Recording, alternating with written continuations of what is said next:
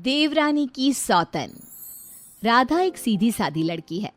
उसकी सास विमला तो उसे बहुत प्यार करती है, लेकिन उसकी जेठानी लता को राधा बिल्कुल पसंद नहीं। राधा अपने ससुराल में बहुत खुश थी, लेकिन उसकी ये खुशी ज्यादा दिनों तक नहीं टिकी, क्योंकि राधा का पति मिहिर उसकी सौतन ले आया। ये कौन है जी? आप किसको घर पर ले आए? ये इस घर की नई बहू और मेरी पत्नी सोनाली है। क्या? आपने दूसरी शादी कर ली? ऐसा करते हुए आपको शर्म नहीं आई? आपने एक बार भी मेरे बारे में नहीं सोचा? ये क्या बोल रहा है बेटा? तेरी पहली पत्नी के होते हुए तू दूसरी शादी कैसे कर सकता है? कौन है ये चुड़ैल? निकाल इसे यहाँ से। माँ राधा, अब दोनों एक बात समझ लो। मैंने सोनाली से शादी अपनी मर्जी से की है, वो यहीं रहेगी। और राधा, तुम्हें यहाँ रहना है तो रहो, नहीं तो निकल जाओ यहाँ से। पर सोनाली अब यहीं रहेगी। राधा को मिहिर की बात सुनकर बहुत दुख हुआ। वो रोते हुए अपने कमरे में चली गई। तभी मिहिर सोनाली को उसी कमरे में लाता है और राधा से कहता है, राधा, तुम गेस्ट रूम में शिफ्ट हो जाओ।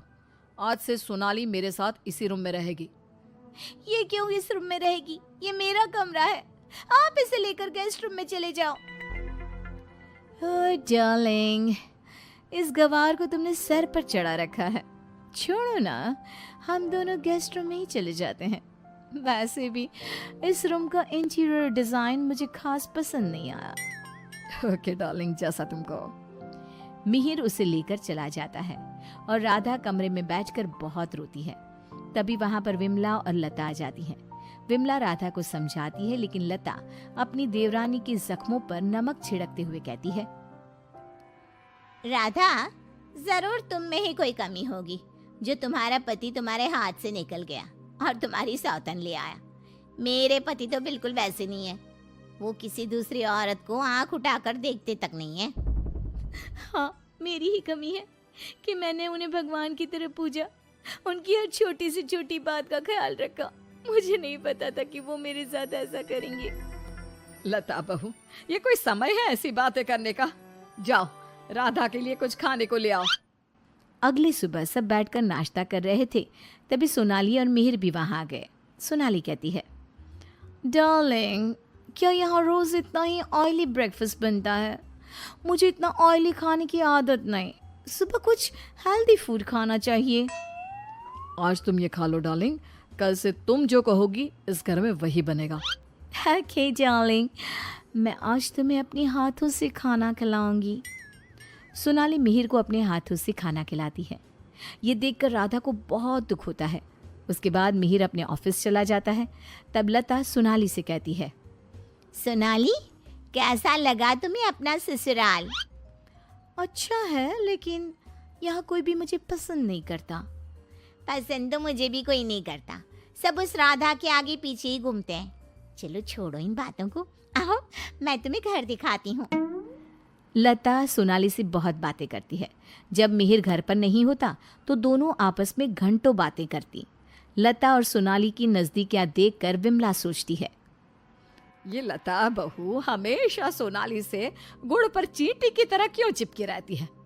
राधा से तो कभी इसने ढंग से बात भी नहीं की। राधा भी तो इसकी देवरानी है और ये देवरानी से बोलती तक नहीं, लेकिन देवरानी की सौतन से चिपकी रहती है। विमला ये सब सोच ही रही होती है कि तभी वहां राधा आकर पूछती है, माँ जी, आज रात के खाने में क्या बनाऊं? अरे राधा, मुझसे क्या पूछ रही है? अपने पति से पूछ। मिहिर जी। राधा कुछ बोल पाती इससे पहले ही मिहिर बोल पड़ता है, माँ, मैं और सोनाली आज शाम मूवी देखने जाएंगे और डिनर भी बाहर करेंगे, तो आप हमारे लिए कुछ मत बनाना। ये बोलकर मिहिर वहां से चला जाता है। राधा रोते हुए अपनी सास से कहती है, देखा माँ जी आपने, आप ये मुझसे बात करना भी पसंद नहीं करते।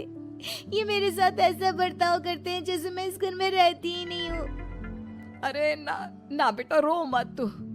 उस सोनाली का जादू इसके सर से उतरेगा ना तो ये फिर से तुम्हारे पास ही आएगा। शाम को मिहिर सोनाली को आवाज देता है, सोनाली, सोनाली जल्दी बाहर आओ। इतनी देर करोगी तो मूवी शुरू भी हो जाएगी। ओह डार्लिंग, तुम तो तैयार भी नहीं होने देते। देखो, कैसी लग रही हूँ मैं? हमेशा की तरह बहुत खूबसूरत। अब चलो जल्दी करो, बहुत देर हो रही है। मिहिर सोनाली के साथ चला जाता है। ये सब देखकर राधा बहुत रोती है। इसी तरह एक दिन सभी बैठकर खाना खा रहे होते हैं कि तभी मिहिर सोनाली से कहता है, सोनाली, कल मैं ऑफिस नहीं जाऊंगा, कल हम शॉपिंग पर जाएंगे। ठीक है डार्लिंग। बेटा, राधा को भी शॉपिंग पर ले जा, उसके सारे कपड़े पुराने हो गए हैं और वो दिन भर घर के कामों में लगी रहती है, कहीं बाहर ही नहीं जाती। बाहर जाएगी तो उसका मन भी बहल जाएगा। क्या कह रही हो माँ? मैं राधा को लेकर बाहर जाऊंगा? कभी नहीं। सॉरी माँ, लेकिन मेरे पास टाइम नहीं है। मैं आपको रुपया दे दूंगा, आप चली जाना उसे लेकर। बेटा, तू तो राधा को बिल्कुल भूल गया है, मगर ये याद रख, वो आज भी तेरी पत्नी है और इसी घर में रहती है। हाँ तो वो क्यों रह रही है इस घर में? चली क्यों नहीं जाती? राधा, अगर तुम चाहो तो मैं तुम्हें तलाक दे सकता हूँ। तुम ठीक से सोच लो और अपना फैसला मुझे बता देना। बदले में जो चाहो वो मैं तुम्हें दे सकता हूँ। मिहिर की बात सुनकर राधा के ऊपर मानो बिजली सी गिर गई। इसी तरह कुछ दिन बीत गए। राधा अब बहुत दुखी और चुप चुप रहने लगी। एक रात विमला किचन की तरफ पानी लेने जा रही थी, लेकिन किचन में से बातों की आवाज सुनकर वो बाहर ही रुक गई और सोचने लगी, अरे ये इतनी रात को कौन बातें कर रहा है? ये तो लता और सोनाली की आवाज लग रही है। ये दोनों इतनी रात को क्या बात कर रही है?